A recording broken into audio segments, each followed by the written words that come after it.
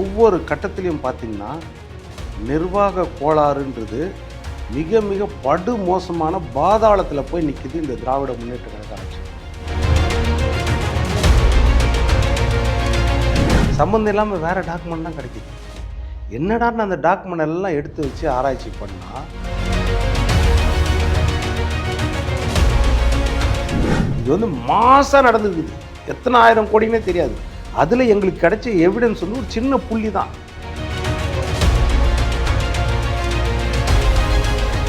திமுகவுக்கு ஒரு பெரிய எதிர்வினையாகவும் மாறுறதுக்கு காரணமாக இருக்காங்க.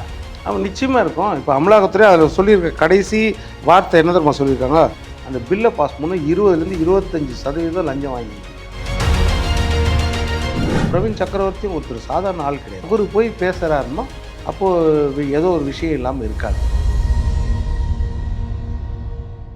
பை தி பீப்பிள் நேயர்களுக்கு வணக்கம். நான் பவித்ரா சேவியர். இன்றைய நேர்காணலில் நம்மளோட இணைஞ்சிருக்காரு அரசியல் விமர்சகர் பொன்விலன் சார். வணக்கம் சார். வணக்கம்மா. சார், தமிழக அரசியல் ரொம்ப பரபரப்பாக போயிட்டுருக்கு. அமைச்சர் KN நேரு மேலே அமலாக்கத்துறை அடுத்த ஒரு கடிதம் கொடுத்துருக்காங்க. 1020 கோடி வந்து ஊழல் செஞ்சுருக்காரு அப்படின்னு ஏற்கனவே ஒரு கடிதம் கொடுத்து அதுவும் கிடப்பிலே இருக்குது. இதை எப்படி பார்க்குறீங்க? இது அரசியல் களத்தில் எவ்வளோ பெரிய பரபரப்பை உண்டு பண்ணிருக்கு? இல்லை, திமுகவின் முத்துவேல், கருணாநிதி, ஸ்டாலின் அவர்கள் ஆட்சி வந்து பரபரப்பாக போல் ரொம்ப கேவலமாக போயிட்டுருக்குது. இப்போது ஒவ்வொரு கட்டத்திலையும் பார்த்திங்கன்னா நிர்வாக கோளாறுன்றது மிக மிக படு மோசமான பாதாளத்தில் போய் நிற்கிது இந்த திராவிட முன்னேற்ற கழக ஆட்சியில். எனக்கு தெரிஞ்ச 1000 விமர்சனம் இருந்தாலும் கலைஞர் கருணாநிதி அவர்களோட ஒப்பிடும்பொழுது அதை விட வந்து 100 மடங்கு இந்த ஆட்சி வந்து மோசமாக இருக்குது. ஒரே ஒரு விஷயத்தில் தான் இவங்களுக்கு வந்து ஒரு அட்வான்டேஜ் இருக்குது. என்னென்னா, எந்த ஒரு விலையை கொடுத்தினாலும் கூட்டணிகளை மட்டும் நம்ம கூட வச்சுக்கிட்டோம், அவ்வளோதான். மற்றபடி நம்ம எப்படியாவது ஜெயிக்கலாம். இந்த ஒன்றை தவிர வேறு எல்லா விஷயத்துலையும் இந்த ஆட்சி ரொம்ப மோசமாகத்தான் இருக்கிறது. என்ற இந்த ஆட்சி வரும்போது கூட 2021 மே 7 நினைக்கிறேன், ஆட்சி கட்டில் உட்காரும்போது கூட நான் எதிர்பார்க்கல இந்த அளவுக்கு இருக்கணும். சரி, ஸ்டாலின் வந்து ஏற்கனவே துணை முதலமைச்சராக இருந்திருக்காரு, மேயராக இருந்திருக்காரு, அதனால் ஓரளவுக்கு பண்ணுவார் அப்படின்னு தான் நினச்சோம். ஏன்னா கலைஞருடைய மகன், அப்போ அவர்கிட்ட இருக்கிற திறமையில் 100ல் 1 பங்காவது இருக்கும் அப்படின்றது நம்ம நினச்சோம். ஆனால் பார்த்திங்கன்னா எந்த விஷயத்துலையுமே அவருக்கு அதை பற்றிய ஒரு புரிந்துணர்வு இருக்குதான்றது தெரியல நம்மளுக்கு. இப்போ நேருடைய தம்பி ரவிச்சந்திரன் ஒரு வங்கி மோசடி வழக்கில் 30 கோடின்னு சொல்லிவிட்டு அது இடி அமலாக்கத்துறை உள்ளே போய் அது போய் அவங்க அலுவலகத்தில் வீட்டில் எல்லாம் சோதனை பண்ணும் பொழுது மற்ற டாக்குமெண்ட் கிடைக்குது. சம்மந்தம் இல்லாமல் வேறு டாக்குமெண்ட் தான் கிடைக்குது.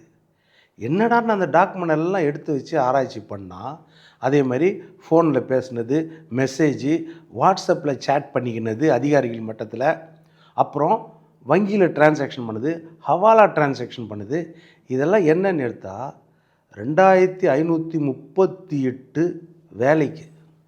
வேலை நியமிக்கிறது. யார்?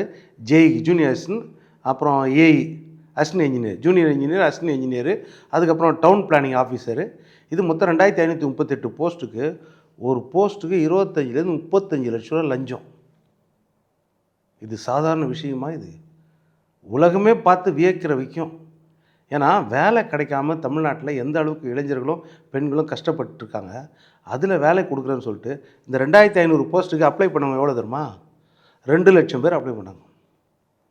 மாணவ மாணவிகள் 2 லட்சம் பேர் அப்ளை பண்ணி 2 லட்சம் பேர் படித்து கஷ்டப்பட்டு அந்த பரீட்சையை எழுதி இவங்க எல்லாம் காசு வாங்கி கொடுத்துருக்காங்க. ப்ரிலிமினரி எக்ஸாம் கூட பாஸ் பண்ண முடியாத ஒருத்தருக்கெல்லாம் வேலை போயிருக்குது அப்படின்னு இடி சொல்லுது. இடி அதில் ஆதாரம் என்ன கொடுக்குது? 150 பேர்களை கொடுக்குறது. இவங்களுக்கெல்லாம் எம்ப்ளாய்மெண்ட் நீங்கள் கொடுத்ததில் லஞ்சம் வாங்கியிருக்கீங்க, எங்களுக்கு அது டாக்குமெண்ட்ரி எவிடன்ஸ் இருக்குது. 232 பக்க அறிக்கையை அமலாக்கத்துறை கொடுத்து, அமலாக்கத்துறை ஒரு புலனாய்வு. நீங்கள் அரசியல் பழிவாங்கல் இருக்குதா இல்லையான்றது அது வேறு விஷயம். மத்திய அரசு சில பேர்கிட்ட பழி வாங்குவோம், கண்டிப்பாக மாநில அரசும் அதே மாதிரி டிவிஎஸ்சி லஞ்ச ஒழிப்புத்துறை வச்சுன்னு இவங்க பழி வாங்குவாங்க. ஆனால் அதில் உண்மைத்தன்மை இருக்குதான்றது தான் நம்ம பார்க்கணும். இது இடி வந்து யார்கிட்ட கொடுக்குறது? பொறுப்பு டிஜிபிகிட்ட கொடுத்தது. 8.5 கோடி மக்களுக்கும் பாதுகாப்பாக இருக்கிறது உச்சபட்ச பதவி வந்து அந்த டிஜிபி பதவி தான். அந்த பதவியில் ஒரு ஒருத்தர் பொறுப்புன்னு போட்டு வச்சுக்கிறீங்க, இன்சார்ஜும் போட்டுருக்கீங்க, நிரந்தர டிஜிபி இன்னும் போடல. அந்த டிஜிபிகிட்ட கொடுக்குறாங்க, 232 பக்க அறிக்கையை கொடுக்குறாங்க. 888 கோடி ஊழல் நடந்துருக்குது, லஞ்சம் வாங்கியிருக்காங்க. அப்படின்னு என்னைக்கு கொடுத்தாங்க தெரியுமா? அக்டோபர் 27 கொடுத்தாங்க. 1.5 மாதம் ஆயிடுச்சு. இது வரைக்கும் டிஜிபி கிட்ட கொடுத்தாங்க, தலைமைச் செயலாளர்கிட்ட கொடுத்தாங்க, அதே மாதிரி லஞ்ச ஒழிப்புத்துறை டிவிஎஸ்சி சேர்மன் அந்த தலைவர்கிட்ட கொடுத்தாங்க. 3 பேருக்கும் காப்பி கொடுத்துருக்காங்க. 3 பேரும் வாயை மூடின்னு அப்படியே மௌனமாக இருக்கிறாங்க. இன்றைக்கு வரைக்கும் அதை பற்றி வாயே திறக்கலை. ஒரு அமைச்சர், சீனியர் அமைச்சர் KN நேரு, அவர் மேலே வரக்கூடிய ஊழல் புகார்னா அப்போ எந்த அளவுக்கு நீங்கள் சீரியஸாக எடுத்துன்னு அதை பற்றி பேசணும்? இன்றைக்கு வரைக்கும் அதை பற்றி பேசலை. 1.5 மாதம் ஆச்சு. ஆனால் கவர்னர் வந்து ஒரு மசோதா தாக்கல் பண்ணல அப்படின்னா, அதுக்கு சைன் போடலைன்னா உச்சநீதிமன்றத்துக்கு போகிறாங்க. அவருக்கு டைம் ஃப்ரேம் வைக்கணும். ஆனால் ஆர்டிக்கலில் அந்த டைம் ஃப்ரேமே இல்லை. ஆனால் அவருக்கு டைம் ஃப்ரேம் வைக்கணும்னு உச்சநீதிமன்றம் போனவங்க டிஜிபி கிட்ட இவ்வளோ பெரிய புகார் கொடுத்துக்கிறாங்களே, இவருக்கு எந்த டைம் ஃப்ரேம் வைக்கிறது? இவர் ஏன் எஃப்ஐஆர் ஃபைல் பண்ணல? எஃப்ஐஆர் ஃபைல் பண்ணி உடனே வழக்கு போடணும்ல. இன்றைக்கு வரைக்கும் ஏன் போடாமல் இருக்கிறாங்க? இதற்கு பிறகு இப்போ இந்த டிசம்பர் 3 போன வாரம் அவங்க வந்து ஃபர்தராக இன்னொரு நோட்டீஸ் கொடுத்துருக்காங்க. யார்? நம்ம அமலாக்கத்துறை. அதே டிஜிபி கிட்ட கொடுத்துருக்காங்க. என்னென்னு கொடுத்துருக்காங்க? 258 பக்கத்துக்கு இன்னொரு புகார் மனு கொடுத்துருக்காங்க. இதில் என்னென்னா 1020 கோடிக்கு ஊழல் நடந்திருக்கு. எந்தெந்த விஷயத்தில் ஊழல் நடந்தது தெரியுமா? எல்லா துறையிலும். இப்போ தூய்மை பணியாளர்கள் பார்த்தோம், நம்ம ரிப்பன் பாலிகை எந்த அளவுக்கு கஷ்டப்பட்டு போராட்டம் பண்ணாங்க. 13 நாள் கழித்து நீதிமன்றம் தீர்ப்பு கொடுத்துச்சின்னு சொல்லிட்டு உடனே அவங்கள அடித்து விரட்டியாச்சு. ரைட்டா? நீதிமன்றம் சொல்லிச்சின்னு இருக்காங்க. ஆனால் அந்த தூய்மை பணியாளர்களுக்கு வீடு கட்டுறது, அவங்களுக்கு அவுட் சோர்சிங் ஒப்பந்தம் போட்டது, அதில் லஞ்சம் வாங்கியிருக்காங்க, ஊழல் நடந்திருக்குது. இதை சொல்கிறாங்க. அவங்களுக்கு வீடு கட்டி கொடுத்ததில் ஊழல் நடந்திருக்குது. அவங்களுக்கு ஒப்பந்ததாரர்கிட்ட அவுட் சோர்சிங் முறையில் ஒப்பந்ததாரர் போட்டிங்களா, அவங்கக்கிட்ட ஊழல் பணம் வாங்கியிருக்கீங்க. இதுக்கு மேலே கட்சி நிதின்ற பேரில் நீங்கள் வேறு வாங்கியிருக்கீங்க. யார்கிட்ட? கான்ட்ராக்டர்கிட்டலாம் கட்சி நிதின்னு நீங்கள் வாங்கியிருக்கீங்க.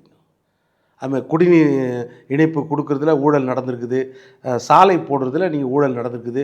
எல்லா டீட்டெயில்ஸும் எடுத்து 258 பக்கத்துக்கு, அதாவது மணி டிரான்சாக்ஷன் பண்ணதெல்லாம் கூட எடுத்து கொடுத்துருக்காங்க. கொடுத்து என்ன செய்கிறாங்க? நீங்கள் வந்து அதிகாரிகளை அழுத்தம் கொடுக்குறீங்க. யாரும் ஒப்பந்ததாரர்கிட்ட லஞ்சம் வாங்க சொல்லி வாங்கி அமைச்சர் உதவியாளர்களுக்கு அதை ட்ரான்ஸ்ஃபர் பண்ணுறதுக்கு. இது ஒரு பக்கம். வெளிநாட்டுக்கு ட்ரான்ஸ்ஃபர் பண்ணுறதுக்கு வெளிநாட்டின் ட்ரான்ஸ்ஃபரை ஹவாலா மூலமாக பண்ணியிருக்கீங்க. இது எல்லாம் எவிடன்ஸ் கொடுத்து அதில் சொல்கிறாரு பாருங்க. முதல் விஷயம் என்ன சொல்கிறாருன்னா, அந்த இடி சொல்லுது, டிஜிபி கிட்ட சொல்லுது, ஒப்பந்தாரர்கள் KN நேரு உதவியாளர்களிடம் 7.5% 10% லஞ்சம் கொடுத்தார்கள்.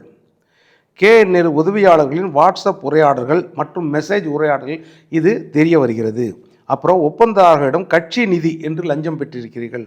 அப்புறம் இது பெரிய மோசடியின் ஒரு சிறிய புள்ளி மட்டுமேன்றாங்க. இது வந்து மாசாக நடந்துருக்குது. எத்தனை ஆயிரம் கோடினே தெரியாது. அதில் எங்களுக்கு கிடைச்ச எவிடன்ஸ் வந்து ஒரு சின்ன புள்ளி தான், ஒரு சாம்பிள் தான். அதை உங்ககிட்ட கொடுத்துருக்கோம், இதை வச்சு நீங்கள் விசாரிங்கன்னு சொல்கிறாங்க. இன்றைக்கு வரைக்கும் விசாரிக்கலை. அதான் சார், ஆல்ரெடி இந்த மாதிரி ஒரு விஷயம் சொல்லி ப்ரூஃபோடு வச்சுமே அது இன்னும் கிடப்பில் இருக்குது. அதே மாதிரி இன்றைக்கி திரும்பவும் கொடுத்துருக்காங்க. அடுத்து தேர்தல் வரப்போகுது. இந்த நேரத்தில் இது பெரும் பரபரப்பை கண்டிப்பாக க்ரியேட் பண்ணணும்னு தெரியும். இந்த நிலையில் கூட இன்னுமே அதுக்கான எந்த ஒரு நடவடிக்கையும் எடுக்காமே இருக்கிறது மக்கள் மத்தியில் ஒரு பெரிய அதிருப்தியும், இது திமுகவுக்கு ஒரு பெரிய எதிர்வினையாகவும் மாறுறதுக்கு காரணமாக இருக்காதா? அவன் நிச்சயமாக இருக்கும். இப்போ அமலாக்கத்துறை அதில் சொல்லியிருக்க கடைசி வார்த்தை என்ன தெரியுமா சொல்லியிருக்காங்க? பில்லை பாஸ் பண்ணும்பொழுது அந்த கான்ட்ராக்டர்லாம் வேலை எடுக்கிறாங்களே, எடுத்த பிறகு அவங்க பில்லை கடைசியாக பாஸ் பண்ணணும்.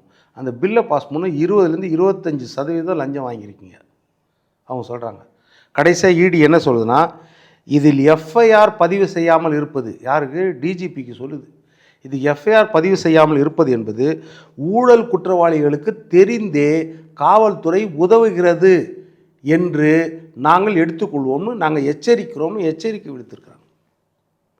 இந்த அளவுக்கு ஊழல் வந்து உலகத்திலே எங்கேயுமே பார்க்க முடியாது. அப்போ அந்த நடவடிக்கை அவங்க மேலே எடுக்கணும். நடவடிக்கை எடுத்தால் கூட அந்த அமைச்சர் அதில் ராஜினாமா பண்ணணும்.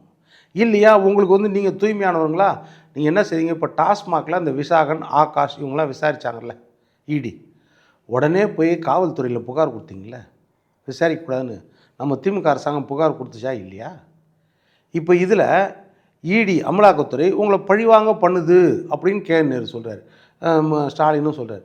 பழிவாங்க பண்ணுற இடி மேலே அவதூறு வழக்கு போடுங்க, புகார் கொடுத்து அவங்கள கைது பண்ணுங்க, செய்யலாம்ல, ஏன் செய்யலை?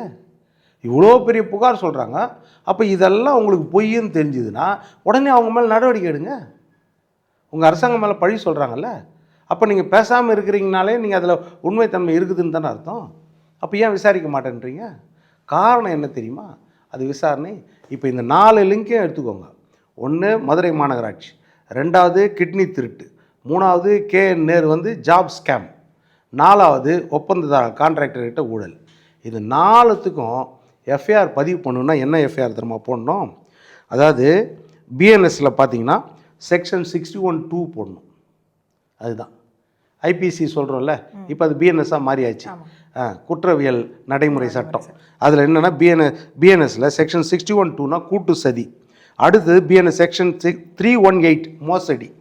அடுத்தது பார்த்திங்கன்னா பிஎன்எஸ் செக்ஷன் 116 இது வந்து அரசு சார் ஆவணங்களில் மோசடி.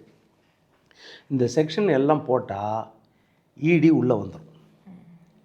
இப்போ இதோட சூட்சுமம் இதுதான். திமுக அரசாங்கம் எதுக்காக பொறுப்பு டிஜிபி ஒருத்தர் போட்டு வச்சுருக்காங்க, எதற்காக நடவடிக்கை எடுக்க மாட்டாங்கன்னா இந்த மோசடியெல்லாம் இந்த செக்ஷனில் தான் போடணும். இந்த செக்ஷன் போட்டிங்கன்னா மோசடின்ற செக்ஷன் வந்தாலே அமலாக்கத்துறைக்கு அதிகாரம் இருக்குது. ஏன்னா அமலாக்கத்துறை நேரடியாக வர முடியாது. இப்போ இந்த வழக்கு கூட KN நேரு நீங்கள் சொல்லலாம், அமலாக்கத்துறை ஏன் டைரக்டாக நடவடிக்கை எடுக்கலாம்னு. அமலாக்கத்துறை ஏற்கனவே ஒரு ப்ரிடிகேட்டிவ் அஃபென்ஸ் இருந்தால்தான், ஒரு எஃப்ஐஆர் ஏதோ ஒன்று பதிவு பண்ணியிருந்தால் அந்த எஃப்ஐஆரில் PMLA ஆக்ட் பிரகாரம் பண மோசடி, பண பரிவர்த்தனை மோசடி நடந்திருக்குதா, அப்படி நடந்திருந்தால் இடி உள்ள வரும். இப்போ இந்த ஊழல் நடந்ததுக்கோ இல்லைனா சொத்து குவிப்புக்கோ இடி உள்ளே வர முடியாது. அதில் மணி டிரான்சாக்ஷன் ஆகிருக்குது பாருங்கள், இல்லீகல் டிரான்சாக்ஷன், அதை கண்டுபிடிக்கிறது தான் இடி உள்ளே வருது. பணம் பரிமாற்றம் மோசடி கண்டுபிடி. அப்போது இடி இதில் உள்ளே வர முடியாது. அந்த டெக்னிக்கலை பயன்படுத்தி இவங்க இதில் வந்து இந்த செக்ஷன்ஸை போடாமல் இருக்கிறாங்க, மோசடி செக்ஷன்ஸ். அப்படியே போட்டாலும் சும்மா சாதா செக்ஷன்ஸை போடுறாங்க, இடி உள்ளே வர முடியாத செக்ஷன்ஸை போடுறாங்க, அப்படி பணம் சம்மந்தம் இல்லாத செக்ஷன்ஸை போடுறாங்க. இதுதான் வந்து சூட்சுமம். அப்போது பொறுப்பு டிஜிபி எதுக்கு நீங்கள் போட்டு வச்சுருக்கீங்க? இப்போது கடந்த காலத்தில் பார்த்தீங்கன்னா அதிமுக ஆட்சி காலத்துலையும் ADMK ஆட்சி காலத்துலையும் அப்படி தான். ராஜேந்திரன் இருந்தார், ராஜேந்திரன் டிஜிபியாக இருந்தார். அவர் பதவிக்காலம் 2018 அவர் பதவிக்காலம் முடியும் போது என்னாச்சுன்னா ஜூனில் முடியுது, பிப்ரவரியிலே 12 பேர் கொண்ட லிஸ்ட்டை வந்து மத்திய பணியாளர் தேர்வாணையம் தான் தேர்ந்தெடுக்கணும். அவங்களுக்கு தமிழ்நாடு அரசாங்கம் லிஸ்ட்டு கொடுக்கணும். எல்லா மாநிலமும் அப்படி தான் லிஸ்ட்டு கொடுத்தாங்களாம். அந்த நம்ம கொடுக்குற லிஸ்ட்லேருந்து ஒரு 3 பேர் அவங்க செலக்ட் பண்ணி கொடுப்பாங்க. இந்த 3 பேரில் ஒருத்தரை நீங்கள் டிஜிபியாக போட்டுக்கலாம். நம்மளுக்கு உரிமை, மாநில அரசுக்கு லிஸ்ட்டும் நம்ம தான் கொடுக்கணும். அதில் 3 பேர் அவங்க ஃபைனலைஸ் பண்ணி அனுப்புவாங்க. அந்த 3 பேரில் ஒருத்தர் தான் நம்ம தான் கொடுக்கணும். இதில் என்ன மாநில உரிமை பாதிக்கப்படுது? இதில் நீங்கள் தான் லிஸ்ட்டு கொடுக்கணும். அதில் ஒரு 3 பேரை கொடுக்க போகிறாங்க. நீங்கள் மிஞ்சி போனால் 5 பேர் லிஸ்ட்டு கொடுக்கணும். அவங்க கேட்குறது குறைஞ்சது 5 பேர் இருக்கணும். 5 பேரில் 3 பேர் செலக்ட் பண்ணி கொடுக்க போகிறாங்க. அந்த 3 பேரில் ஒருத்தர் நீங்கள் போட போகிறீங்க, அவ்வளோதான். இதில் என்ன தயக்கம்? இப்போ ராஜேந்திரன் இருக்கும்போதும் பிப்ரவரியிலே எடப்பாடி பழனிசாமி 12 பேர் லிஸ்ட்டு கொடுத்துட்டாரு மத்திய UPCக்கு, மத்திய தேர்வு பணியாளருக்கு. அவங்களுக்கு வந்து அந்த 12 பேரில் 3 பேர் தேர்ந்தெடுத்துட்டாங்க. அதில் திருப்பாதியை போட்டாச்சு. இதுக்கு முன்னாடி சைலேந்திர பாபு போடும்போது அப்படி தான் போட்டாங்க. அப்போ எப்படி போட்டாங்க? நம்ம இவருக்கு போடும்போது கூட, கடைசியாக போடும்போது கூட டிஜிபி அப்படி தான் போட்டாங்க, சங்கர் ஜிவால் அப்படி தான் போட்டாங்க. அப்போ இப்போ மட்டும் ஏன் தாமதம்னா, அந்த வரிசையில் இருக்கிறதுல ரொம்ப நேர்மையான அதிகாரிகள் அடுத்த சீனியாரிட்டியில் இருக்கிறாங்க. இப்போ நீங்கள் பொறுப்பு டிஜிபின்றதே கிடையாது. ஒரு தற்காலிகமாக ஒரு 10 நாள் 15 நாளைக்கு வேணால் ஒரு பொறுப்பு டிஜிபி போடலாம், வேறு வழி இல்லாத போகுது. ஆனால் நீங்கள் நிரந்தரமாக பொறுப்பு டிஜிபி ஆகஸ்ட் 31 பொறுப்பு டிஜிபி இருக்கார். இன்றைக்கு வரைக்கும் பொறுப்பு டிஜிபி எப்படி இருக்கார்? அப்போது 8.5 கோடி மக்கள் தமிழ்நாட்டில், அந்த மக்களை வந்து பாதுகாக்கக்கூடிய இடத்துல இருக்கிறது வந்து டிஜிபி தான். ரிட்டையர்ட் ஆகிற வரைக்கும் தேர்ந்தெடுக்கப்பட்ட அரசாங்கம். இப்போ ஸ்டாலின் தான் நம்மளுக்கு போலீஸ் துறை மந்திரியாக இருக்கார், அது கூட 5 வருஷத்துக்கு தான். ஆனால் டிஜிபி ரிட்டையர்ட் ஆகிற வரைக்கும் அவர் இருப்பார். அப்போ அது நம்ம முக்கியமான பதவி இல்லை. அப்போது அந்த பதவிக்கு போடும்போது, அதுவும் இல்லாமல் நீங்கள் பொறுப்பு டிஜிபி போடும்போது 8 சீனியரை தாண்டி 9வது சீனியரை கொண்டாந்து போடுறீங்க. முன்னாடி 8 சீனியர் இருக்காங்க, அந்த 8 சீனியரை தாண்டி 9வது போடும்போது அவங்களுக்கு எப்படி மனசு பாதிக்கப்படாதா? சீனியர்ஸுக்கு அவங்க இவ்வளோ காலம் உழைச்சிருக்காங்கல்ல. நீங்கள் தற்காலிக டிஜிபி போடும்போதும் ஒரு ஜூனியரை கொண்டாந்து போடுறீங்க, அவரை நிரந்தரமாக போட்டு வச்சுக்கிறீங்க. அப்போது தகவல் தொடர்புலாம் ரொம்ப பிரச்சனை வருமா இல்லையா? யோசிச்சு பாருங்கள். இப்போது கிட்டத்தட்ட ஒரு கொஞ்சம் டிஃப்ரென்ஸ் இருக்குது. சீனியாரிட்டினா 3 பேரில் ஒருத்தரை போட்டால் மற்றவங்க வேலை செய்வாங்க. நீங்கள் 8 பேரை தாண்டி ஒருத்தரை போட்டுக்கிறீங்க, அதுவும் தற்காலிகமாக போட்டு வச்சுருக்கீங்க. அப்போ எனக்கே மனசு எப்படி இருக்கும்?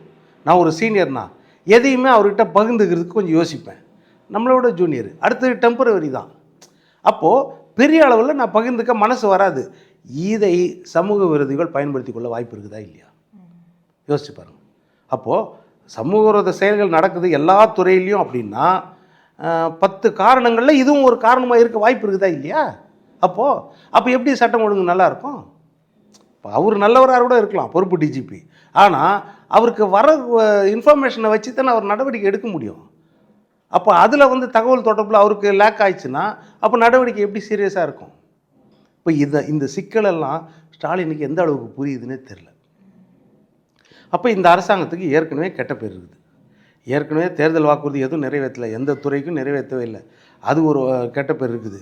கூடுதலாக பார்த்திங்கன்னா சட்டம் ஒழுங்கு பிரச்சனைலேருந்து, பெண்கள் பாதுகாப்புலேருந்து, விலைவாசி ஏற்றத்துலேருந்து அத்தனைக்கும் மேலே இது போல் ஊழல் பிரச்சனைகளும் எக்கச்சக்கமாக இருக்குது. நடவடிக்கை எடுக்கப்படவில்லை என்பது மிகப்பெரிய கெட்ட பேரை திமுகவும் அதன் கூட்டணி கட்சிகளும் சம்பாதிச்சுட்டு இருக்காங்க. அதுதான். ஆனால் அவங்க அதுக்கு என்ன ரிப்ளை கொடுக்குறாரு அப்படின்னா, எங்களோட வளர்ச்சி வந்து அவங்களால பொறுத்துக்க முடியல, அதனால இந்த மாதிரி சொல்கிறாங்க அப்படின்னு நேரு தரப்புலேருந்து பதில் சொல்லப்படுது. தொடர்ச்சியாக இந்த மாதிரி அவர் மேலே இதனால தான் விமர்சனங்களும் இந்த மாதிரியான குற்றச்சாட்டுகளும் வைக்கிறாங்க அப்படின்னு இதை வந்து அவங்க கொஞ்சம் கூட பொருட்படுத்தாத மாதிரியான ஒரு பதிலை தான் கொடுக்குறாங்க. இது எடுபடுமா மக்கள் மத்தியில்? இல்லை இது வந்து என்ன மாதிரியான ஒரு பிம்பத்தை ஏற்படுத்தும் திமுகவுக்கு? ஏங்க உங்கள் பேரில் ஒரு மீம்ஸ் போட்டாலே நைட்டு 2:30 மணிக்கு வந்து கைது பண்ணுறீங்களாங்க? உங்கள் மேலே இவ்வளோ பெரிய அவதூறு போட்டிருக்காங்க, இவ்வளோ பெரிய பொய்யை சொல்லியிருக்காங்க, இவ்வளோ பெரிய பழியை சுமத்துறாங்கன்னா 50-60 வருஷம் உங்களுடைய பரிசுத்தமான வரலாறு இருக்குது, உங்களது பொது வாழ்க்கை வரலாறு. அதில் ஊழல் குற்றச்சாட்டு சொல்கிறாங்கன்னா அவங்க மேலே நடவடிக்கை எடுங்க. அது ஈடியாக இருக்கட்டும், யாராக இருக்கட்டும். வெறும் வார்த்தையில் சொன்னீங்கன்னா என்ன அர்த்தம்? எங்கள் காவல்துறை தானே இருக்குது, நான் பார்த்துக்குவேன்னு சொன்னால் என்ன அர்த்தம் சொல்லுங்கள்? அது எப்படி சம்பந்தம்? அது நல்ல உள்ளங்கை நெல்லிக்கனியாக தெரியுது நீங்கள் ஊழல் பண்ணியிருக்கிறீங்கன்றது. அதை விசாரித்து வேணுமா இல்லையா? நடவடிக்கை எடுக்கணுமா இல்லையா? இப்போ கிட்னி திருட்டில் நடவடிக்கை எடுக்கணுமா இல்லையா? மாநகராட்சியில் நடந்த ஊழலில் நடவடிக்கை எடுக்கணுமா இல்லையா? எதுவுமே நடவடிக்கை எடுக்காத போது கண்டிப்பாக நீங்கள் செய்திருக்கிறீங்கன்னு தானே எல்லோரும் நம்புவாங்க. அப்போது ஒன்று எதிர் நடவடிக்கையாவது எடுங்க. அப்படி இல்லை இது உங்கள் மேலேயே விசாரணை வைங்க. இப்போது எடப்பாடியார் மேலே 4000 கோடி நெடுஞ்சாலைத்துறையில் ஊழல்னு சொன்னாங்க. வழக்கு போட்டார் ஆர்எஸ் பாரதி. அந்த வழக்குக்கு என்ன செய்தார்? உச்சநீதிமன்றம் வரைக்கும் போய் அதில் நிரபராதின்னு நிரூபித்து வந்தார் எடப்பாடி பழனிசாமி. ஒன்றும் இல்லை, அந்த கேஸில் யார் வழக்கு போட்டாங்களோ எடப்பாடியார் மேலே 4000 கோடிக்கு ஊழல்னு, வழக்கை வாபஸ் வாங்குறேன்ட்டாங்க. பெருசாக ஆதாரம் இல்லை, வழக்கை வாபஸ் வாங்குறேன்.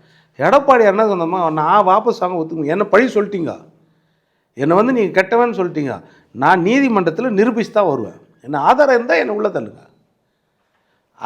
அந்த வழக்கை நீங்கள் வாபஸ் வாங்கக்கூடாதுன்னு வாதாடி, யாராவது அது மாதிரி வாதாடுவாங்களா? யார் மேலே குற்றச்சாட்டு சொல்லியிருக்கீங்களோ அவங்க வந்து எதிராளியே வழக்கை வாபஸ் வாங்குறேன்னு போது விட்டு கொடுப்பாங்களா? வாபஸ் வாங்கக்கூடாதுன்னு வாதாடி நிரபராதின்னு வெளியே வந்தார். அதுதானே ஒரு தூய்மையான தலைவருக்கு அழகு. அப்போ யோசிச்சு பாருங்கள். இப்போ இவங்க இந்த மாதிரியே பண்ணுறதுனால அமலாக்கத்துறை திரும்பவும் ஒரு வேளை 3வது முறை கடிதம் கொடுத்தாலும் இது இப்படியே தொடர்ந்துட்டு இருக்குமே தவிர நடவடிக்கைகள் எடுக்கப்படாமே இருக்கு. சரி, இதுக்கு என்னதான் ஒரு முடிவு? இல்லை, இது அமலாக்கத்துறைன்னு கிடையாது. நாளைக்கு யாராவது ஒருத்தர் பாதிக்கப்பட்டவர் கூட யாராவது இதை வச்சு வழக்கு தொடக்க வாய்ப்பு இருக்குதுல்ல, அது நடக்கும். ஏன்னாட்டா கொஞ்ச நாள் டைம் கொடுத்துட்றாங்க, அவ்வளோதான். செந்தில் பாலாஜி மேலே எப்படி ஆச்சு? இதே போல் தானே, ஜாப் ஃபார் ஸ்கேம் தானே அவருக்கு இன்றைக்கி வரைக்கும்.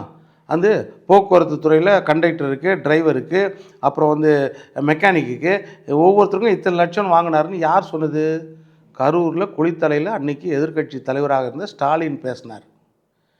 இந்த ஊரில் ஒரு கொள்ளையடிக்கிறவன் இருக்கிறான், தம்பியும் அண்ணனும் சேர்ந்து ஊரை கொள்ளையடிக்கிறாங்க. போக்குவரத்துறை அமைச்சராக இருக்கிறாரு செந்தில் பாலாஜி. அந்த கூட்டத்தில் எதிர்க்கட்சி தலைவராக இருந்த ஸ்டாலின் தானே பேசினார். நாங்கள் ஆட்சிக்கு வந்தால் முதல்ல கைது பண்ணுவோம் அவர் தானே பேசினார். இவர் கெட்ட கேட்டுக்கு ஜெயலலிதா அம்மா வந்து அந்த வழக்கில் மாட்டும்போது இவரே சொன்னார், செந்தில் பாலாஜி கெட்ட கேட்டுக்கு முதலமைச்சர் லிஸ்ட்டில் இவர் பேரும் இருக்குதுன்னு சொன்னார். அப்படி அவர் தானே சொன்னார், ஸ்டாலின் தானே சொன்னார். அப்போ அது பழிவாங்கும் நடவடிக்கையாது. அதனால் இவர்கள் தான் யோசிக்கணும், என்ன செய்யணும், ஏது செய்யணும், உடனடியாக நடவடிக்கை எடுக்கணும். ஒன்று உங்கள் மேலே சுய பரிசோதனை நடவடிக்கை எடுத்துக்கிட்டணும், இல்லைனா உங்கள் மேலே யார் பழி சொன்னாங்க அவங்க மேலே நடவடிக்கை எடுங்க. வெறும் வாய் மூடிட்டு இருந்தால் எப்படி? சார், மக்கள் இது எல்லாத்தையுமே பார்த்துட்டு இருக்காங்க, செய்திகள் தினம் வர்றதையும் கவனிக்கிறாங்க, இவங்களும் இந்த பக்கம் நடவடிக்கை எடுக்கலைங்கிறதையும் கவனிக்கிறாங்க. அப்போது இது வந்து அடுத்த தேர்தலில் அவங்களுடைய ஓட்டு மூலயமா வெளிப்படுமா? நிச்சயமாக. ஏன்னா அவங்க என்ன எதிர்பார்க்குறாங்கன்னா, ஆட்சியில் இருக்கோம், அதிகாரம் நம்ம கையில் இருக்குது. அப்புறம் வந்து கூட்டணி, எல்லா கட்சியும் இன்றைக்கி வரைக்கும் நம்ம கூட்டணிக்குள்ளே எதையும் எதிர்த்து பேச முடியாது, மக்கள் பிரச்சனையை பேச முடியாதபடி கூட்டணியை ஸ்ட்ராங்காக வச்சுன்னு இருக்கோம். பொருளாதார பலம் இருக்குது. எப்படியாவது விலை கொடுத்தாது மக்களை வாங்கிட முடியும். அந்த நம்பிக்கையில் தான் இருக்கிறாங்க ஒழிய வேறு எதுவுமே கிடையாது. ஏன்னா போன தடவை தேர்தல் வாக்குறுதி கொடுத்து 128 பக்க வாக்குறுதி. டிஆர் பாலு தலைமையில் கனிமொழி அம்மா இருந்தாங்க, ஆராசா இருந்தார், சுப்புலட்சுமி ஜெகதீசன் இருந்தாங்க, டிகேஎஸ் இளங்கோவன் இருந்தார். அந்த லிஸ்ட்டில் பார்த்திங்கன்னா பேராசிரியர் ராமசாமி இருந்தார். எல்லோரும் இருந்து தான் அந்த அறிக்கையை தயாரித்தாங்க. சைன் போட்டு தானே கொடுத்தாரு. 128 பக்கத்துக்கு 505 வாக்குறுதிகள் ப்ளஸ் திருச்சி மாநாட்டில் ஒரு 15 வாக்குறுதிகள் எல்லாம் சேர்த்து 520 வாக்குறுதிகள் கொடுத்தாருல. அதில் ஒரு 20-30% கூட நிறைவேற்றலை. அப்போ எந்த தைரியத்தில் இருக்காங்க சொல்லுங்கள்? பழைய பென்ஷன் கொடுத்தாச்சா? அரசு ஊழியர்கள் கிட்டத்தட்ட 14 லட்சம் பேர் ஓட்டு போடுவாங்களா? கொடுக்கல. ஆசிரியர்களுக்கு, இடைநிலை ஆசிரியர்களுக்கு சம வேலைக்கு சம ஊதியம் சொன்னீங்களா? பகுதி நேர ஆசிரியர்களுக்கு வேலை நிரந்தரம் சொன்னீங்களா? அவங்களுக்கு கொடுத்தாச்சா? கொடுக்கல. டெட் எழுதின ஆசிரியர்களுக்கு 2013 அவங்க வெயிட்டிங்கில் இருக்கிறாங்க, அவங்களுக்கு வேலை கொடுப்பேன் தேர்தல் வாக்குறுதி கொடுத்தீங்க. இன்றைக்கி வரைக்கும் கொடுத்தீங்களா? கொடுக்கல. தூய்மை பணியாளர்கள் 152வது வாக்குறுதி 285வது வாக்குறுதியாக கொடுத்தீங்க. என்னென்னு நாங்கள் வந்து அவங்களுக்கெல்லாம் நிரந்தர வேலை கொடுப்போன்னு செய்திருந்த வேலையை கூட சொல்லிச்சிட்டிங்க. செய்தாச்சு. அதே மாதிரி மாணவர்களுக்கு கல்விக் கடன் ரத்து பண்ணுவீங்க, இன்றைக்கி வரைக்கும் பண்ணல. 33வது வாக்குறுதியாக சொன்னீங்க விவசாயிகளுக்கு. நாங்கள் வந்தோடனே விவசாய கடன் ரத்து பண்ணுவோன்னு எடப்பாடியார் 2 முறை ரத்து பண்ணார் 12,100 கோடிக்கு. இவர் ரத்தே பண்ணல. அதுக்கு விவசாயிகளே எடப்பாடியார் சுற்றுப்பயணம் போகும்போது ஒரு விவசாயி பேசுகிறார். என்ன பேசுகிறார் பார்த்தீங்களா? அவர் கட்சிக்கார் கிடையாது, அவர் ஒரு சங்கத்தில் இருக்கார். அவர் பேசுகிறார், ஸ்டாலின் என்ன கேட்டார்னா, எனக்கு ஓட்டு போடுங்க, நான் உங்கள் விவசாய கடனை தள்ளுபடி பண்ணுறேன்னாரு. நீங்கள் என்ன செய்தீங்கன்னா 2 தடவை எங்களுக்கு தள்ளுபடி பண்ணிவிட்டு நீங்கள் எங்கள்கிட்ட ஓட்டு கேட்டீங்க. நீங்கள் எங்களுக்கு சேவை செய்துட்டு ஓட்டு கேட்டீங்க. உங்களை நம்பாமல் எனக்கு ஓட்டு போட்டால் சேவை செய்கிறேன்னு சொன்னார். அவரை நாங்கள் நம்பினோம். அதுதான் இன்றைக்கி கஷ்டம் எங்களுக்குன்னு சொன்னாங்க. யோசிச்சு பாருங்கள். அப்போ இந்த மாதிரி எல்லா துறையிலையும் மருத்துவர்கள், செவிலியர்கள் 2000 மினி கிளினிக், அம்மா மினி கிளினிக் மூடியாச்சு. 1820 டாக்டர் வீட்டுக்கு அனுப்பியாச்சு. இப்போ அவர்களுக்குரிய நிரந்தர வேலை எங்கே? போக்குவரத்து தொழிலாளர்கள் பழைய பென்ஷன் கொடுப்பேன். நீங்கள் இன்றைக்கி வரைக்கும் பென்ஷனே 6000 கோடிக்கு பாக்கி இருக்குது நிலுவைத் தொகை. அவங்க ரிட்டையர்ட் ஆகிற காலத்தில் 60 வயசுக்கு மேலே அவன் பிள்ளைக்கு கல்யாணம் பண்ண நினைப்பாங்க, ஒரு வீடு வாங்கலாம், லோன் வாங்கி நினைப்பாங்க. இதெல்லாம் அவங்களுக்கு இல்லாத போயிடுச்சு. இப்போது எவ்வளோ கஷ்டம் அவங்களுக்கு போக்குவரத்து துறையை பொறுத்த வரைக்கும். இப்படி எல்லா துறையிலையும் நெசவாளர்கள் அப்படி தான் தனி வங்கி ஆரம்பித்து கொடுப்பேன்னாங்க. மீனவர்கள் அப்படி தான், மீனவர்களை பழங்குடியின பட்டியலில் சேர்ப்பேன்னு லிஸ்ட்டில் கொடுத்துருக்காரு. சிறுபான்மை மக்கள், கிறிஸ்தவர்கள், தலித் மக்கள் இன்ன வரைக்கும் கஷ்டப்பட்டு இருக்கிறான். அவன் தலித் ஐயா வந்து மதம் மாறினாங்கன்னா ஆன்மீக விடுதலை கிடைக்கும், சமூக விடுதலை அவங்களுக்கு இருக்குதா? பொருளாதார விடுதலை இருக்குதா நாளைக்கு? அப்போ அவங்கள வந்து அந்த தலித் பட்டியலில், ஆதி திராவிடர் பட்டியலில் சேர்ப்பேன்னு சொல்லிட்டு தேர்தல் வாக்குறுதியில் கொடுத்துருந்தார். இன்றைக்கு வரைக்கும் அதுக்கு ஒரு ஸ்டெப்பு எடுக்கல திமுக. அப்போ எந்த அளவுக்கு பண்ணுறாங்க? இதெல்லாம் நாளைக்கு எப்படி ஓட்டாக மாறும்? அதனால் பெரிய ஆன்டி இன்கம்பன்ஸ் இருக்குது. அது எந்த புது கட்சி வந்தாலும் சரி, எந்த நாயகர்கள் வந்தாலும் சரி, அதிமுக எடப்பாடின்றதை வந்து மக்கள் மறக்கவே இல்லை. ஏன்னா போன 4.5 வருஷத்தில் எடப்பாடியார் எவ்வளோ மேலுப்பா. சொத்து வரி உயரல, மின்சார கட்டணம் உயரல, பால் பொருட்கள் விலை உயரல, அவன் குப்பைக்கு வரி விதிக்கல, குடிநீர் கட்டணம் உயரல. இது எதுவுமே கொரோனா காலத்தில் கூட உயர்த்தலை. அந்த ஒரு தலைவர், ஒரு சாதாரண தலைவர், ஒரு கடைக்கோடி விவசாயியாக இருந்து அமைச்சரானவர். அவங்க அப்பா எம்எல்ஏ கிடையாது, அம்மா எம்பி கிடையாது, அமைச்சர் கிடையாது, ஒரு கட்சியின் தலைவரும் கிடையாது. அப்பேற்பட்ட ஒரு மனுஷன் மக்களுக்காக அந்த 4 வருஷம் உழைச்சார். 7.5% கொடுத்தார். நீட்டில் பாதுகாக்கப்பட்ட வேளாண் மண்டலம் விவசாய மண்டலத்தை அறிவித்தார். அத்திக்கடவு அவிநாசி திட்டம் 1950 மாரப்ப கவுண்டர், அவருடைய கனவு 70 வருஷ கனவு இவர் வந்து நிறைவேற்றி கொடுத்தாரு. சென்னைக்கு எடுத்துக்கிட்டிங்கன்னா அதே மாதிரி தான். தேர்வாய் கண்டிகை, கண்ணன் கோட்டை, 1 டிஎம்சி தண்ணீர் குடிநீருக்காக ஒரு ஏரியை உருவாக்கி கொடுத்தார். காமராஜர் காலத்துக்கு அப்புறம் ஏரியை உருவாக்கின ஒரே தலைவர் எடப்பாடி பழனிசாமி. இதெல்லாம் நினச்சி பார்க்குறாங்க. எப்படின்னா அதான் நிழலின் அருமை வெயிலில் தெரியும். கடந்த காலத்தில் பார்த்தாங்கல்ல 4 வருஷம். நம்ம ஆனால் கூட 10 வருஷம் ஆன்டி இன்கம்பன்சி தொடர்ந்து அதிமுக ஆட்சி. புதுசாக ஸ்டாலின் வராரு, ஒரு முதலமைச்சர் வேட்பாளராக வராரு. இது வரைக்கும் அவர் முதலமைச்சர் வேட்பாளராக வரல. அப்போது ஒரு சாஃப்ட் மைண்டோட மாற்றத்துக்கு அவர் கொடுத்தாங்க ஓட்டு. குடும்பத் தலைவிக்கு 1000 ரூபான்னு சொன்னார்ல ஸ்டாலின். ஆனால் எடப்பாடி என்ன சொன்னார் தெரியுமா? மக்களுக்கு அது ஞாபகம் இல்லை, 1500 ரூபான்னார் குடும்பத் தலைவிக்கு. இவர் வந்து கேஸுக்கு 100 ரூபான்னு சொன்னார். இன்றைக்கு வரைக்கும் கொடுக்கல திமுக. ஆனால் அவர் என்ன சொன்னார்னா ஆண்டுக்கு 6 கேஸ் சிலிண்டரே இலவசம்னு சொன்னார் எடப்பாடியார். அவரை நம்பாமல் இவருக்கு ஓட்டு போட்டாங்க. ஆனால் இன்றைக்கி என்னாச்சு 2,18,00,000 ரேஷன் கார்டுக்கு குடும்பத் தலைவிகளுக்கு உரிமை தொகை 1000 ரூபான்னு சொல்லிட்டு 1,06,00,000 ரேஷன் கார்டுக்கு மட்டும்தான் கொடுத்துட்டு உரிமை தொகையை தகுதி தொகையாக மாற்றிட்டார். தகுதி இருந்தால் கொடுப்போம், இல்லைன்னா கிடையாதுன்ட்டார். சொன்னாரா இல்லையா? அனைத்து பேருந்துலேயும் இலவச பயணம்னு சொன்னார். எடப்பாடி என்ன தெரியுமா சொன்னாங்க? மானா பெண்களே, உங்களுக்கு இலவச பயணம்னு கொடுத்துட்டா நாளைக்கு யாரோ கண்டக்டரோ இல்லை பப்ளிக்கோ கூட ஓசின்னு சொல்லுவாங்க. அமைச்சரே கூட சொல்லுவார். சொன்னார்ல இப்போ. அதுக்கு தான் எடப்பாடி என்ன சொன்னார்னா, உங்களுக்கு பாதி விலையில், ஆண்களுக்கு 10 ரூபானா உங்களுக்கு 5 ரூபா, ஆண்களுக்கு 2 ரூபானா உங்களுக்கு 1 ரூபா, அப்படி பாதி விலையில் பெண்களுக்கு அனைத்து பேருந்துலையும் சொன்னார். இவர் என்ன சொன்னார்? அனைத்து பேருந்துலையும் இலவசம் திமுக சொல்லிட்டு இன்றைக்கி என்னாச்சு? சாதா பேருந்தில் மட்டும் இலவசம், மற்ற பேருந்துலாம் கிடையாது. ஆனால் அந்த பேருந்துகளோட எண்ணிக்கையும் குறைவாக தான் இருக்குது. எண்ணிக்கை அதுதான் செலக்டடாக கொடுக்கும்போது என்ன ஆகும்? அந்த மாதிரி தானே ஆகுது. இப்போது ஒரு பஸ் ஸ்டாண்ட் நிற்கிறாங்க, ஒரு கேஷியரு, ஒரு கடைநிலை ஊழியர், 2 பெண்கள் நிற்கிறாங்க. அந்த கேஷியர் பெண் என்ன செய்கிறாங்க? காசு கொடுத்து போகிற பஸ் வந்தோடனே ஏறிடுறாங்க. இவங்க கடைநிலை ஊழியர், சாதா பஸ் வருமானு காத்துனுக்குறாங்க. ஆனால் 2 பேரும் ஃப்ரெண்ட்ஸாக பழகுறவங்க. எப்படி பிரிவினை ஏற்படுது அவங்களுக்குள்ள? அதனால தான் அனைத்து பேருந்துன்னு கொடுத்துடணும். அந்த ஏற்றத்தாழ்வை பார்க்கக்கூடாது. அதை ஸ்டாலின் செய்யலை. ஆனால் எடப்பாடியார் அதை தீர்க்கதரிசனமாக சொன்னார். ஆனால் இன்றைக்கி மக்கள் வந்து இப்போ யோசிக்கிறாங்க, நம்ம ஒழுங்காக எடப்பாடியாக தேர்ந்தெடுத்துருக்கலாம் அப்படின்னு. சார், டிசம்பர் வந்த உடனே எல்லாருக்குமே ஒரு கவனமாக இருந்தது காரணம் கூட்டணிக்கு ஒரு முடிவு கிடைக்கும். ஏன்னா எந்தெந்த கட்சி யாரோட கூட்டணியில் இருக்க போகிறாங்க டிசம்பரோட இறுதியிலையோ இல்லை ஜனவரி தொடக்கத்திலையோ தெரிஞ்சிடும். அதை வச்சு நம்ம அடுத்து ஒரு வியூகத்தை கொடுக்கலாம் அப்படிங்கிற ஒரு எண்ணம் இருந்துச்சு. இப்போ வந்து திமுகவுக்கும் காங்கிரஸுக்கும் இருக்கக்கூடிய கூட்டணி கொஞ்சம் வலு விளக்குதோ அப்படிங்கிற ஒரு கேள்வி வருது. காரணம் அவங்க ஒரு டிமாண்ட் வைக்கிறாங்க, 40 சீட்டு வேணும், குறிப்பாக 39 சீட்டு வேணும் அப்படின்னு கேட்டதாகவும், அது அவங்களுக்குள்ள ஒரு பெரிய சலசலப்பை உண்டுபடுத்தியிருக்கு அப்படிங்கிற மாதிரியும். இதை எப்படி பார்க்குறீங்க? இது தொடருமா இல்லை காங்கிரஸ் வெளியே வர வாய்ப்புகள் இருக்கா? இல்லை, காங்கிரஸை பொறுத்த வரைக்கும் ஒரு தேசிய கட்சி. இப்போ அவங்க வந்து 1885 டிசம்பர் 28 ஆக்டிவ் அண்ட் ஹியூம் ஆரம்பித்த கட்சி. 140 வருஷம் சுதந்திர போராட்டத்தில் பங்கு கொண்ட கட்சி. அந்த கட்சி இப்போ காங்கிரஸாக இப்போ இருக்குதான்னா அது கேள்விக்குறி, அது வேறு விவாதம். மொத்தம் நம்ம காங்கிரஸ்ன்னு எடுத்துக்குவோம். சுதந்திரத்துக்காக பாடுபட்ட கட்சி அப்படின்றது, எவ்வளோ பேர் தியாகம் பண்ண கட்சி. அந்த கட்சி எந்த மாநிலத்திலையும் வளராமல் போனதுக்கு காரணம் என்ன? காரணம் இவங்க அடையாளத்தை இவங்க தொலைச்சது தான். இப்போ நம்ம தமிழ்நாட்டை மட்டும் எடுத்துக்குவோம். தமிழ்நாட்டில் வந்து காங்கிரஸ் வந்து ஒரு கட்டத்தில் ஒரே காங்கிரஸ் சுதந்திரத்துக்கு அப்புறம் காமராஜரை உதாசீனப்படுத்தும்போது என்ன ஆச்சுன்னா 2 காங்கிரஸ் ஆச்சு. ஒன்று ஸ்தாபன காங்கிரஸ், இன்னொன்று இந்திரா காங்கிரஸ் ஆச்சு. அதற்கு அடுத்த கட்டத்தில் பார்த்திங்கன்னா காமராஜர் மறைவுக்கு பிறகு ஒரே காங்கிரஸ், அது இந்திரா காங்கிரஸ், அதுதான் அகில இந்திய காங்கிரஸ். அந்த காங்கிரஸ் தமிழ்நாட்டில் இருந்துச்சு. ஒரு கட்டத்தில் என்ன ஆச்சு தெரியுமா? 3 காங்கிரஸ் ஆச்சு.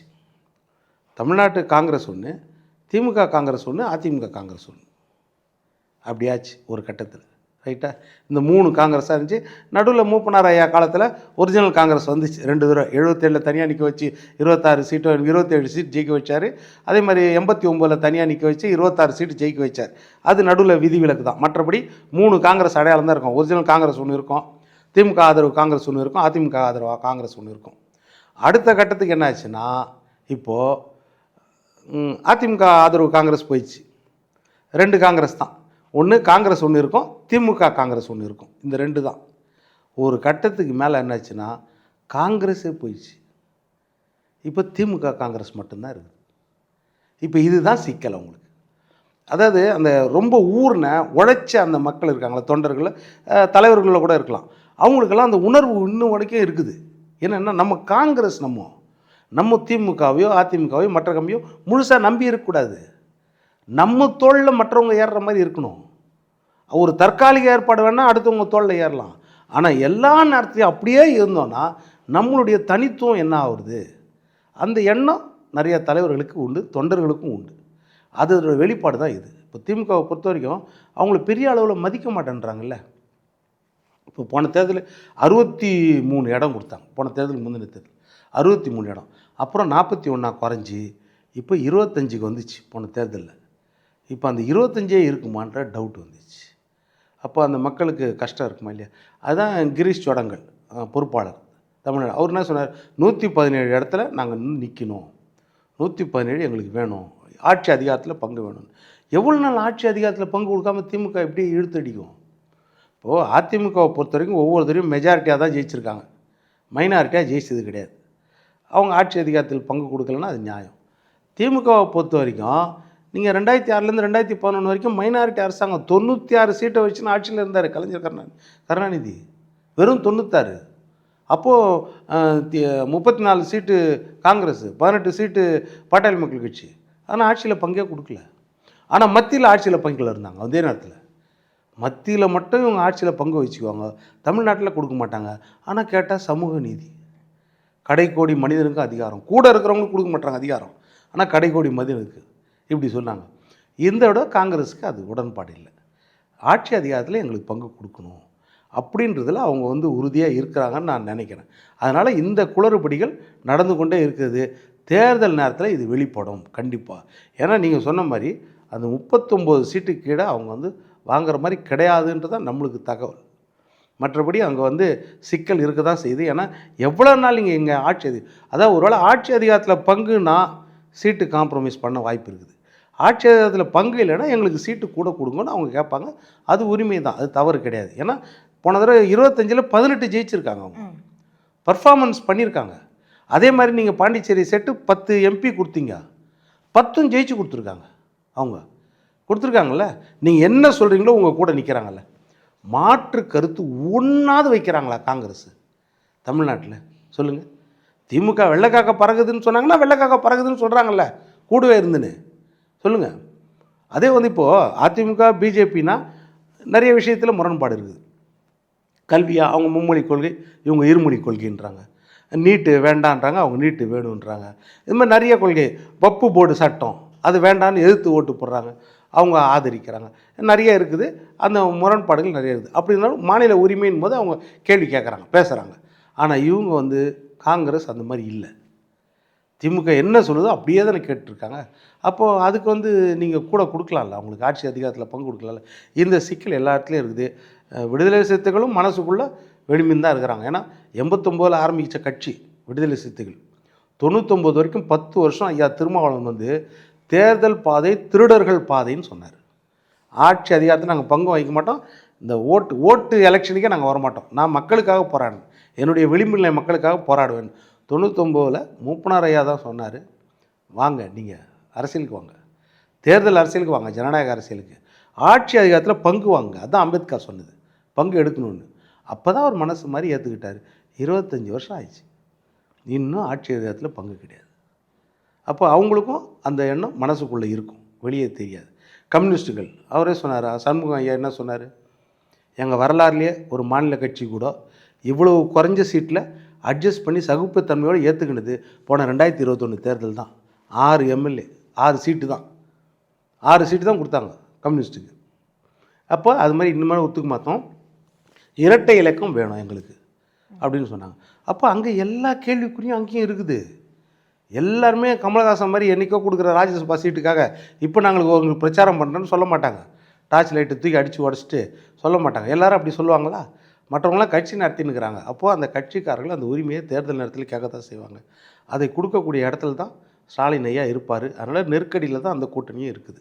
இப்போ ஒருத்தருமே கேட்குறாங்க, விசிகா கேட்குறாங்க, கம்யூனிஸ்டுகள் கேட்குறாங்க, இன்னொரு பக்கம் இவங்க காங்கிரஸும் கேட்குறாங்க போது அவங்களுக்கான சீட்டு குறையுது. இப்போ திமுக குறைச்சாதான் இவங்க எல்லாருக்கும் பங்கு கொடுக்க முடியும். இன்னும் சில கூட்டணிகள் முடிவாகாமல் இருக்குது, அவங்க எந்த பக்கம் போவாங்கங்கிற ஒரு இழுபறியில் இருக்குது. இந்த நிலையில் இவங்களுக்கு இது சீட்டு குறையாததுனால அந்த கூட்டணிகள் பிளவு ஏற்பட வாய்ப்பு இருக்குது. அவங்க வெளியே வந்து தனியாவோ இல்லை வேறு கட்சிகளோட இணையறதுக்கோ இந்த டிசம்பரில் மாற்றம் உண்டாகிறதுக்கான வாய்ப்புகள் இருக்கா?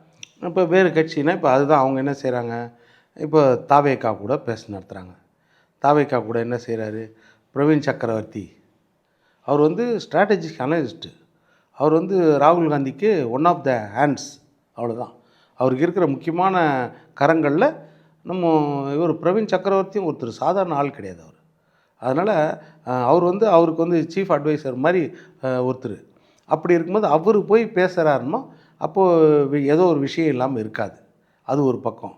இன்னொரு பக்கம் பார்த்திங்கன்னா இப்போது ஐயா திருச்சி வேலுசாமி அவர் வந்து எஸ்ஏ சந்திரசேகர் கூட தான் கார்லேயே ஒன்றா பயணித்து தான் ஒரு ஃபங்க்ஷனுக்கே போயிருக்காரு. அவர் அரசியல் பேசக்கூடியவர். திருச்சி வேலுசாமி சீனியர், காங்கிரஸில் சீனியர் மோஸ்ட் அவர். அப்போது அவர் ஒரு விஷயத்தை பேசுகிறாருன்னா அதில் ஏதோ செய்தி இல்லாமல் இருக்காது. அப்போது இந்த விஷயங்கள் நிறைய இருக்குது. அதனால் இதெல்லாம் அந்த அதிருப்தியின் வெளிப்பாடு தான். அதனால் திமுகவை பொறுத்த வரைக்கும் விட்டு தான் கொடுக்கணும். ஏன்னா அவங்க கடந்த காலத்தில் விட்டு கொடுத்துக்கிறாங்க. 1980 பார்த்திங்கன்னா பாதி பாதி சீட்டுக்கு நின்றாங்க. நம்ம இவங்க கூட காங்கிரஸ் கூட வந்து பாதி பாதி சீட்டுக்கு நின்றாங்க. ஒரு தேர்தலில் 77 நினைக்கிறேன், பாதி பாதி சீட்டு நின்றாங்க. அதுக்கப்புறம் பார்த்திங்கன்னா ரெண்டாவது இப்போ 2011 தேர்தல், 2006லேருந்து 2011 வரைக்கும் கலைஞர் கருணாநிதி ஆட்சி. அது முடிஞ்சு 2011 வந்து 119 இடத்துல தான் நின்றாங்க தேர்தல்லையே அவங்க. அதனால் குறைவான இடத்துல நிற்கிறது வந்து திமுகவுக்கு 2 தடவை வழக்கம் இருக்குது. அதனால் அது வந்து மறுபடியும் பிரதிபலிக்கக்கூடிய வாய்ப்பு இருக்கலாம். அப்படி இல்லைன்னா வேறு கூட்டணிக்குள்ளே கட்சிகள் போகிறதுக்கு வாய்ப்பு இருக்கிறது. அதுதான், அதாவது ஒன்றா இருப்பவங்கெல்லாம் ஒன்றா இருப்பாங்கன்னு கிடையாது, பிரிஞ்சிருப்பவங்களாம் பிரிஞ்சிருப்பாங்கன்னு கிடையாது. தேர்தல் இலக்கணமே வேறு, அவ்வளோதான். ஒரு பொது எதிரியை வீழ்த்துவதற்கு தனி எதிரிகள்லாம் ஒன்றா சேர்த்து தான் தேர்தல். அதனால் தேர்தல்ன்றது கொள்கை அடிப்படையில் கிடையாது. அந்த தேர்தல் வியூகன்றது தற்காலிக தேர்தல் உடன்பாடு, அவ்வளோதான், தொகுதி உடன்பாடு. எந்த கட்சி எந்த பக்கம் வேணாலும் மாறக்கூடிய வாய்ப்பு இருக்கிறது. இன்னும் அறிவிக்காமல் இருக்கிற கட்சிகள்னா வெற்றி கூட்டணி, நாங்கள் சேர்றது தான் வெற்றி கூட்டணியில் தான் நாங்கள் சேருவோம் அப்படின்னு தேமுதிக சொல்லியிருக்காங்க. பாமக அதுக்குள்ளே ஒரு 2 பிரிவினையாக இருக்காங்க. இப்போ அவங்கெல்லாம் யார் கூட சேர்றதுக்கான வாய்ப்புகள் இருக்கா? நீங்கள் ஒரு அரசியல் விமர்சகராக பார்க்குறீங்க. இப்போ திமுகவை பொறுத்த வரைக்கும் கட்சிகளை வந்து இப்போ எல்லாருமே என்னென்னா பிஜேபி கட்சியை உடைக்குதோ இதை காமிச்சிட்டு, ஆனால் உண்மையாக நீங்கள் ஆழமாக பார்த்தீங்கன்னா திமுக தான் உடைக்குதுன்றது நம்மளுக்கு ஆதாரப்பூர்வமாக தெரியும். இன்றைக்கி எதை வச்சு சொல்கிறீங்க சார்? இப்போது நம்ம மதிமுக எடுத்துக்கோங்க. மதிமுகவில் இப்போ மல்லை சத்யா எங்கே? மல்லை சத்யா ஒரு பக்கம் பிரிஞ்சு யாரை ஆதரிக்கிறாரு? திமுகவை ஆதரிக்கிறார். அது எப்படி ஏற்றுக்கிறாங்க? எங்கே உங்கள் கூட்டணியில் இருக்கிற வைகோ அவர் கட்சி தொடங்குனது காரணமே திமுகவுடைய எதிர்ப்பில் தான் தொடங்குனது. ஆனால் இப்போ கூட்டணியில் இருக்காரு. இவரோட எதிர்ப்பில் தொடங்குற ஒருத்தர் இவர் கூட கூட்டணியில் இருக்காருன்னா எப்படி அது? அதை யோசிப்பாங்க. இப்போ வைகோ வந்து திமுக எதிர்ப்பில் தான், கொலைப்பொலை சுமத்தி தான் 1994 கட்சி தொடங்கினார். தொடங்கினவரே அந்த சைடு போய் நின்றாச்சு, வேறு வழி இல்லாமல் நின்றார். இப்போது இவர் எதிர்ப்பு ஒருத்தர் கட்சி தொடங்கி நானும் உங்களையே ஆதரிக்கிறேன்னா அப்போ யாரை எந்த இடத்துல உட்கார வைப்பார்? அப்போ இது பேலன்ஸ் பண்ணுற கதை இல்லை அது. இப்போது திமுகவுக்கு துரோகம் பண்ணிட்டோம், திமுகவில் ஸ்டாலினை விமர்சித்தோம், திமுகவுக்கு எதிர்ப்பாடிந்தோம், ஒருத்தர் வெளியே வந்து ஒரு கட்சி ஆரம்பித்து வைகோ கூட காங்கிரஸ் கூட கூட்டணி வச்சா ஏற்றுக்குவாரா? இப்போ இது உங்களுக்கு தெரியுதா இது என்ன செய்கிறாங்கன்னு? அதே மாதிரி இப்போ பாட்டாளி மக்கள் கட்சி எடுத்திங்கன்னா ஐயா ராமதாஸ், ஐயா அன்புமணி போன தடவை 2024 தேர்தலில் ஒரு சிறு சலசலப்பு, அவங்களுக்கு சலசலப்பு. ஏன்னா அன்புமணி ஐயா என்ன நினச்சார்? பிஜேபி கூட போகணுன்னு. ராமதாஸ் ஐயா என்ன நினச்சார்? அதிமுக கூட போகணும். 2 பேரும் பிரிஞ்சிருந்தாங்க நாடாளுமன்ற தேர்தல். அதிமுக கூட போகணுன்னு ராமதாஸ் ஐயாவுக்கு விருப்பம், அன்புமணி ஐயாவுக்கு என்ன விருப்பம்? பிஜேபி கூட போகணுன்னு பிஜேபி கூட போயாச்சு. அந்த மன வருத்தம், முக்கியமான மன வருத்தம் சொன்னார் அது ராமதாஸ் ஐயாவும். இப்போது இவங்க 2 பேரும் யார் கூட போகணுன்னு நினச்சாங்களோ அந்த 2 கட்சியும் ஒன்றா இருக்குது. இப்போது பிஜேபி அதிமுக ஒன்றா இருக்குது. அப்போது எப்படி ராமதாஸ் ஐயா திமுக சாஃப்ட் கார்னர் எடுக்கிறாரு சொல்லுங்கள்? இப்போ உங்கள் விருப்பம்னா அதிமுக தான் விருப்பம், உங்கள் விருப்பம் பிஜேபி, இது 2 ஒன்றா ஆயிடுச்சு. இப்போ உங்களுக்கு ஈஸியாக இருக்குல்ல. இப்போ அந்த கருத்து வேறுபாடு மறைஞ்சிருக்கணும்ல. அப்போது அந்த 10 காரணத்தில் இதுவும் ஒரு காரணம் வருதுன்னா இது அப்போது திமுக பின்புலம் இருக்குமா இல்லையா? ஐயா செல்வ பெருந்தகை போய் பார்த்தாரா இல்லையா? கூட்டணியில் இல்லாத கட்சியை எப்படி போய் பார்த்தாரு? இப்போ பிஜேபியை சார்ந்தவங்க ராமதாஸ் ஐயா போய் பார்த்தா ஒரு சமாதானம் பண்ணுறதுக்கு பார்க்கலாம்.